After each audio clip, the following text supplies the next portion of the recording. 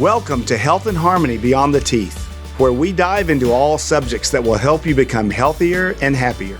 As a dentist, I believe dentistry is more than just teeth, so I created this show to focus on overall health. We will hear from leading experts about eating better, exercising better, breathing better, and sleeping better. We want to help you create harmony in your life so you can live your life to the fullest. We want you to thrive. Hello, welcome to Health and Harmony Beyond the Teeth. I'm Dr. Hal Stewart. It's great to be back. We took a few months off and we're back with wonderful guests and continuing our goal of bringing health issues out to the public, answering your questions, giving you good information, things that you might have not thought about. And I am a dentist by trade. I've been practicing dentistry since 1989. My profession has led me into other areas of health. And as a dentist, my domain is in the head and neck area. Well, that's where we breathe. That's where we eat. That's how we express emotion. And so this area of the body is pretty amazing. And I'm honored to be a practicing dental physician who also specializes in craniofacial development. That's development of the midface, the upper and lower jaws, and how that affects the whole body. And also an airway specialist in sleep. So all of those are tied together. And if you look at this illustration that I'm putting up now, it's out of Dr. Felix Liao's book, License to Thrive. It is a totem pole of health, or a totem pole of bodily systems. And if you look at the top of the totem pole, what do we see? We see breathing and we see eating. Those are two vital functions that we cannot do without. We have to breathe and we have to eat and drink if we're going to survive. We can survive without food for about a month if we absolutely have to.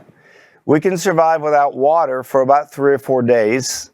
We can survive without breathing for about 2 to 3 minutes. Now, if we're a world-class athlete or one of these competitive deep divers where they dive deep under the ocean, these people are on way outside the bell curve, and they can hold their breath for some up to 7, 8, 9, 10 minutes.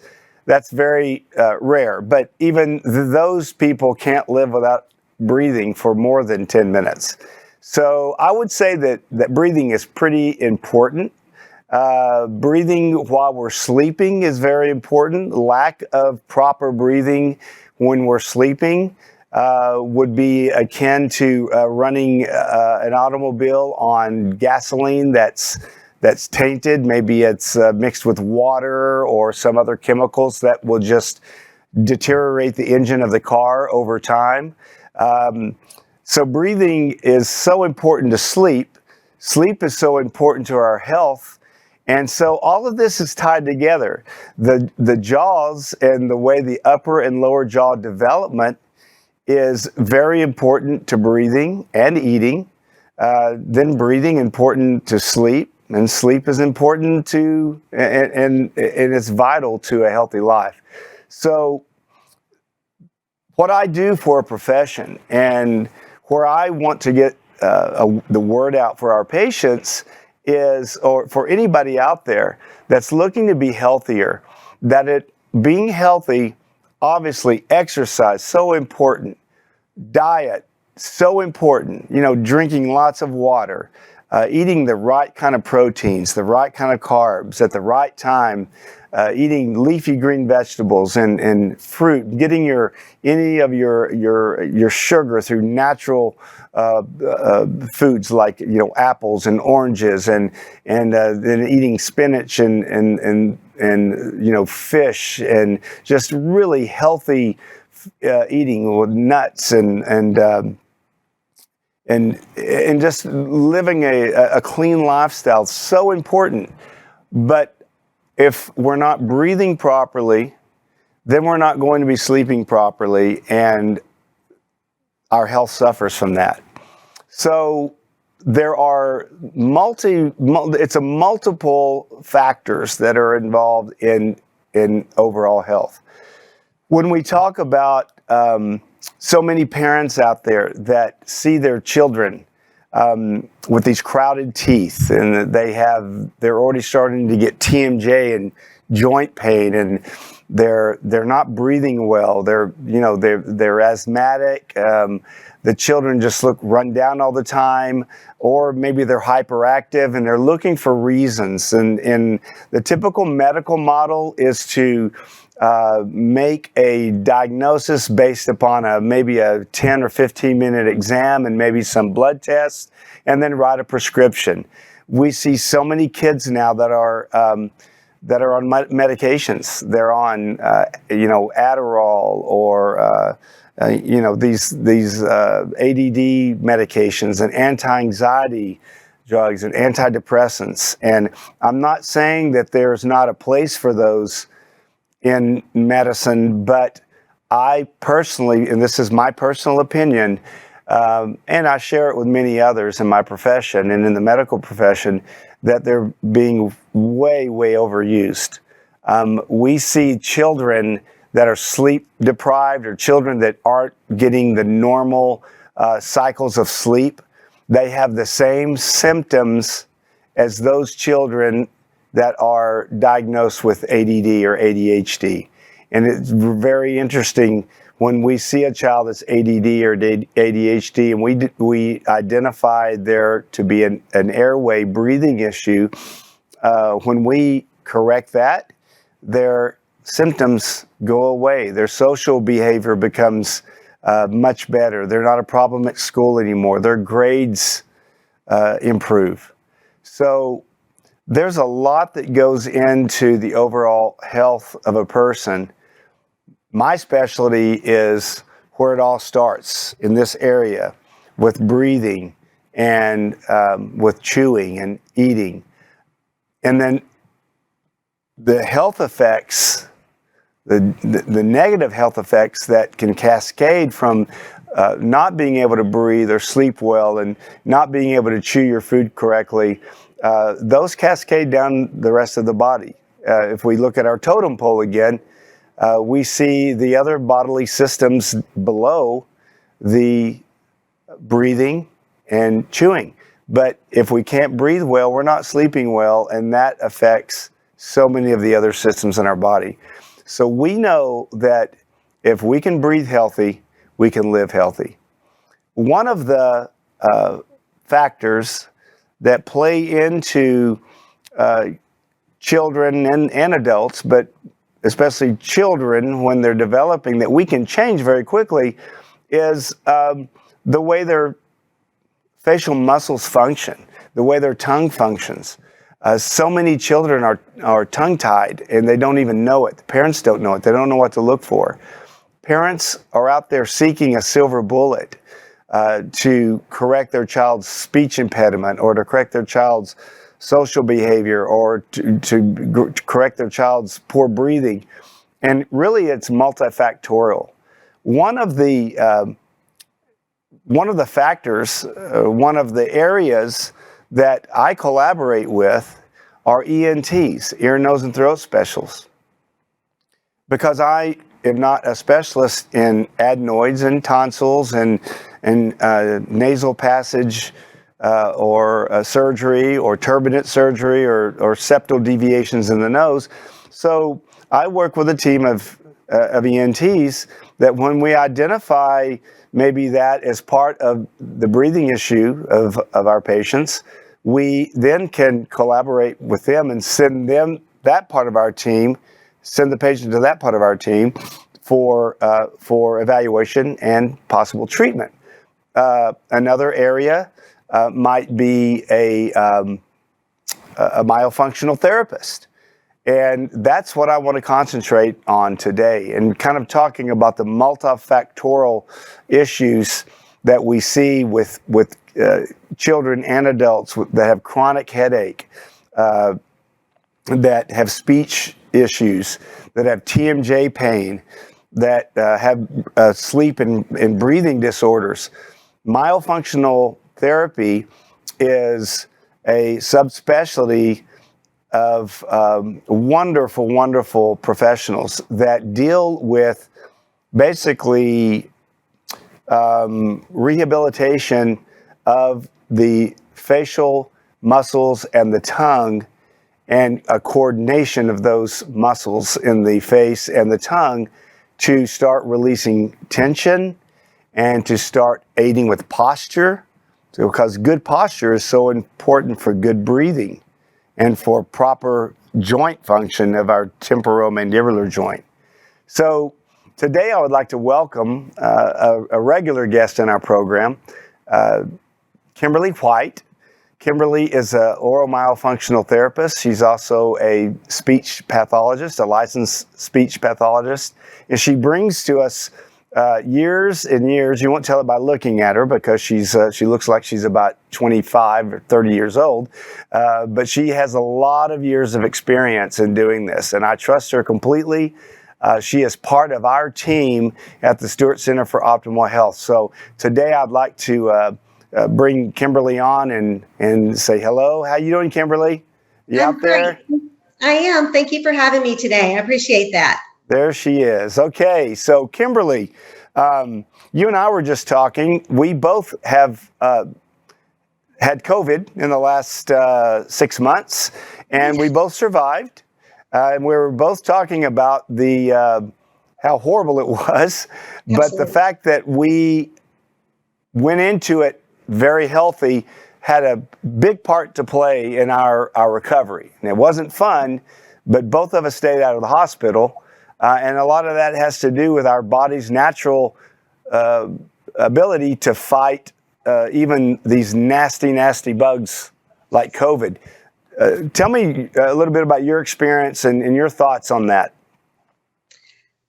Well, I got sick, and I initially didn't have problems breathing at all, but I think like you said, it's because I was healthy and I focused on my diaphragm breathing. Even when I was laying back there in that room for 2 weeks sick, I made sure that I was breathing consistently through my diaphragm, making sure that I was nasal breathing and not breathing through my mouth at all.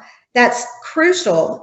I feel like that was a crucial thing for me to do to stay healthy and to get up and walk around. And that diaphragm breathing is everything. I see so many patients who breathe through their mouth all the time. And I've had patients who have had COVID, and they did not recover as quickly as you and I did. And I think a lot of it has to do with the fact that they were not healthy to begin with and that they didn't know how to breathe. And so a lot of the therapy that I'm doing now is focusing on diaphragm breathing and eliminating that open mouth breathing posture and teaching patients how to breathe through their nose all the time. Yeah, you bring up a great point, and we've talked about this on on past podcasts. But tell our viewers why breathing through the nose versus breathing through the mouth is like night and day. It's like eating healthy food all the time versus eating junk food. You can eat both, you can survive on both, but you only thrive if you're eating healthy food. What's the difference between nasal breathing and mouth breathing? Well, there's so many benefits to nasal breathing. You're going to, first of all, it's better for your oral facial development. You're going to be healthier if you nasal breathe. You're going to filter out all of the toxins and everything that are in the air. If you're breathing through your nose versus through your mouth, you're going to ultimately be healthier. You're going to be a better athlete if you nasal breathe versus mouth breathe. I have several cross-country runners, several athletes, and we're working on that diaphragm breathing, and their performance is getting better as they learn to exclusively nasal breathe and not breathe through their mouth. From the medical side, when you breathe through your mouth, you're taking it. It's like having you take the filter out of your car engine, And so now all of the air that's sucked into the engine is not filtered. That engine's not going to last very long, or it's going to have problems. When we breathe through our mouth, there's no filter. Our nose is comprised of, I call it a baffle system. They're called turbinates. Those turbinates they slow down the air. So when we breathe in air, the air has to make its way around these turbinates, kind of like a maze. Those turbinates secrete mucus. Mucus is sticky, and mucus then takes the dirt out of the air that we breathe. We also have a lot of hairs in our noses, even women. Men their hairs tend to show more as we get older. We got to watch those nostril hairs. But we all have little tiny hairs in our nasal passages that, along with the mucus, help filter the air. The air is also humidified when it goes through the nasal passages. And the air has nitric oxide introduced into the air, which then, when it goes into the lungs, that causes the blood vessels in the lungs to dilate, and we absorb more oxygen. So when we breathe through our mouth, we don't get any of that. And what is trying to filter out our air when we breathe through our mouth? It's our tonsils. So we see so often, and I know, Kimberly, you do, when you see these children and teenagers and adults even that are chronic mouth breathers, one of the things that if they still have their tonsils, that we see are inflamed tonsils. And then that's just another obstruction into the airway. So how does oral myofunctional therapy, what you do, how does that tie into helping people breathe? Good question. So a lot of times it's just a habit, and habits are hard to break. So sometimes patients breathe through their mouth because their lips are weak. And so there's measures that I take to measure lip competence, and we're going to work on lip strength and improving that lip competence. There's exercises we can do to strengthen those lips and to make it a habit to keep your lips closed. And we measure the progress along the way, so it's objective data, and we can see that progress. And also in myofunctional therapy, we'll give patients the tools in their toolbox to help them be successful at home. It's not as easy as saying, hey, go home, breathe through your nose, keep your lips closed. They would do that if they could, but they can't do it a lot of times because of those weak lips. And so we have to methodically, work towards that and do some exercises to help strengthen those lips and help make those lifelong habits that they're going to habituate and integrate for the rest of their lives. Yeah, that's a great point. You also work with tongue exercises, and I know that a lot of medical professionals that really don't know about myofunctional therapy too much, they think that what you do is to strengthen the tongue, when that's really just not maybe the opposite, but that's not what you're doing at all. What we find is a lot of these people can't breathe well. They have the underdeveloped jaws, which is probably, from what I see, about 75 to 80% of our population. Their tongues are constantly pushing. Their tongues are strong. They're probably too strong. What are you doing? And the tongue is a huge factor in the development of our jaws as we, from the time we're born, as we progress through infancy into toddlers, into young, children, into teenagers.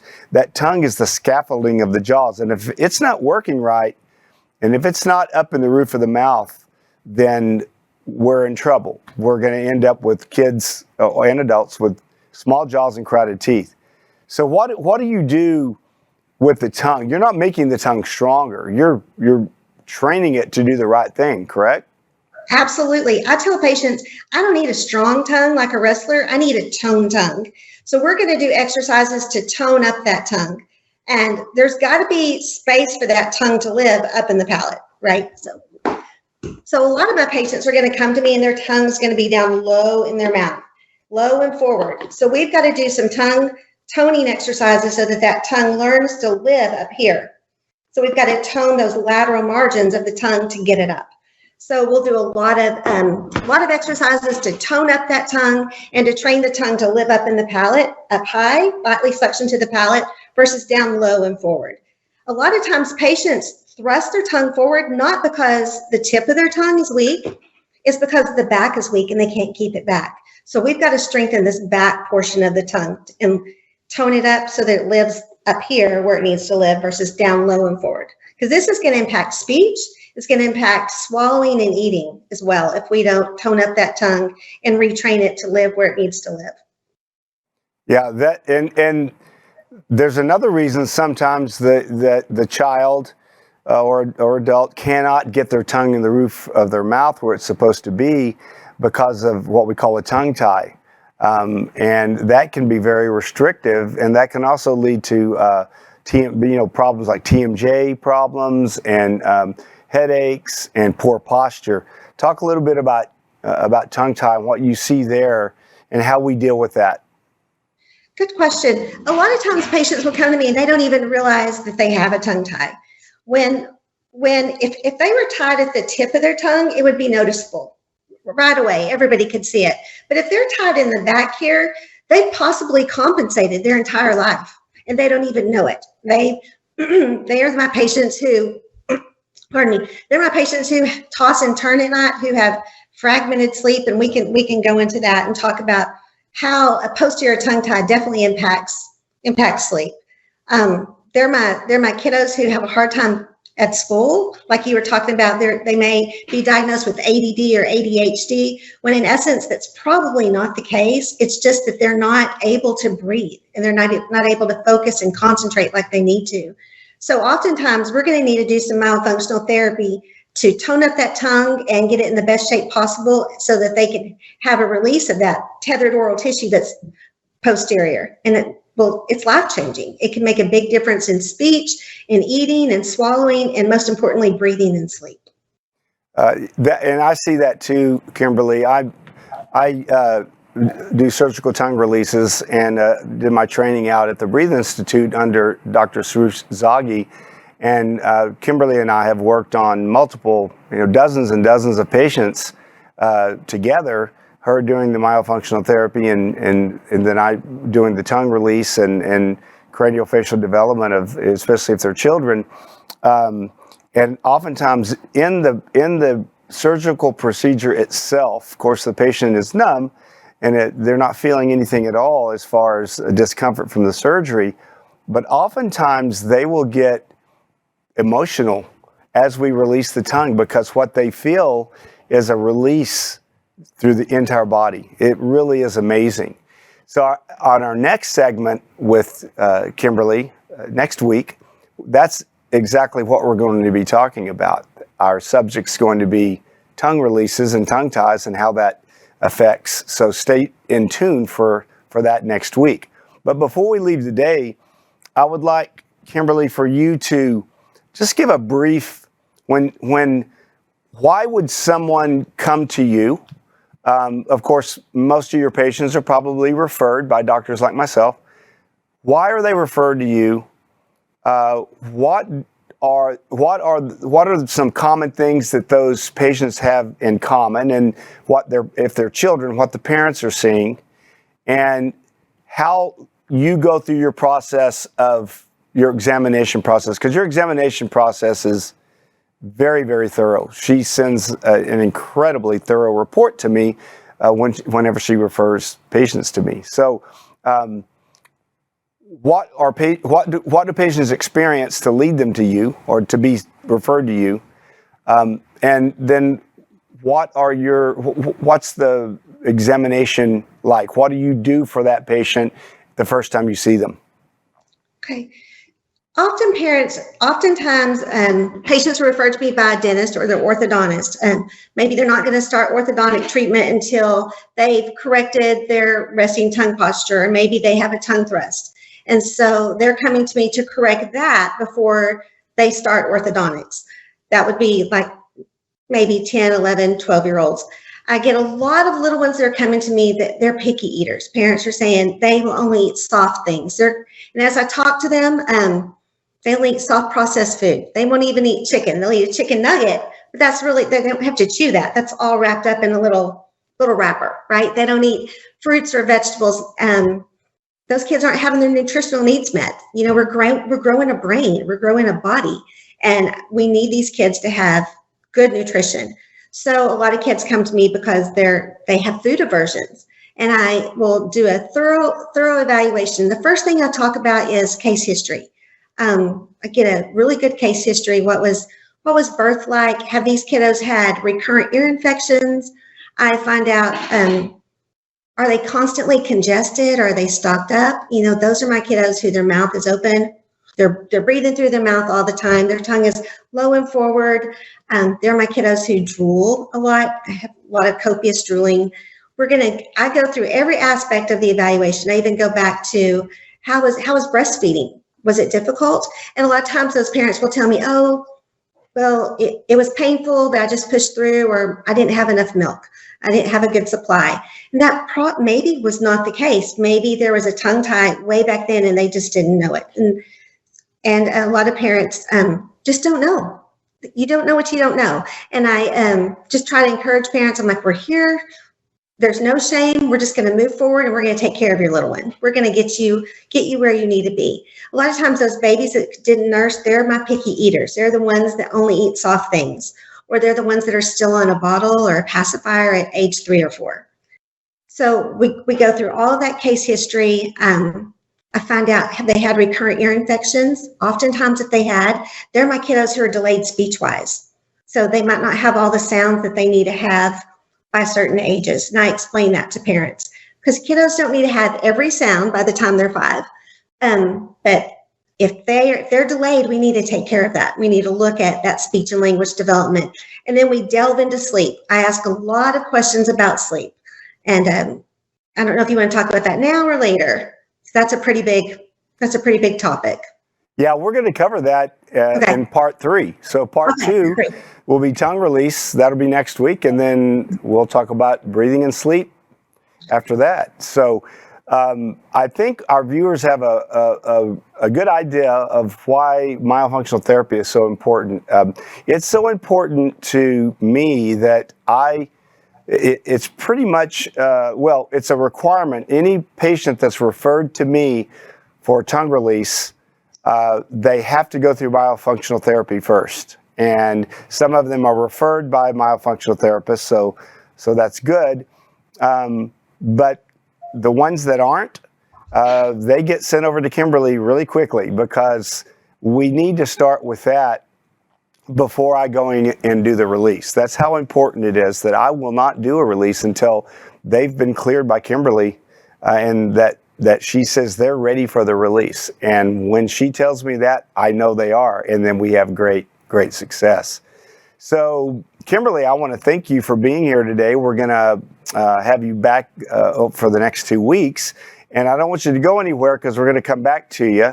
But right now, we're going to have a little segment called Health Essentials with Landis. You all know, if you've been in my office, that I'm a big proponent of essential oils.